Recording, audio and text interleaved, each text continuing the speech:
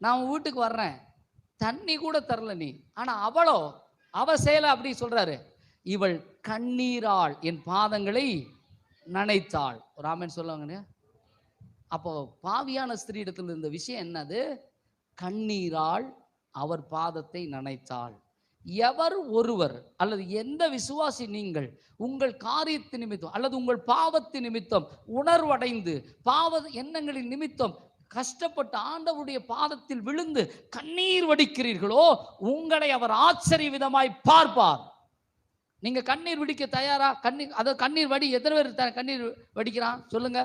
அவங்க காரியம் நடக்கலைன்னா அழுகிறது, அவங்களுக்கு பிரச்சனைனா அழுகிறது, அவங்களால ஒன்று தாங்க முடியல, யாரோ ஒருத்தங்க திட்டாங்க குத்திட்டாங்கன்னா அப்படியே உட்காந்து அழுகிறது. அந்த அழுகையெல்லாம் இங்க பேசல. அவள் தன் பாவத்தை உணர்கிறாள். இயேசு கிட்டத்துல வர்றா, வந்தோடனே இயேசுவை பார்க்காள். இயேசு பார்க்கல. இன்னும் நீங்க வேத பகுதியை பார்க்கும்போது இயேசு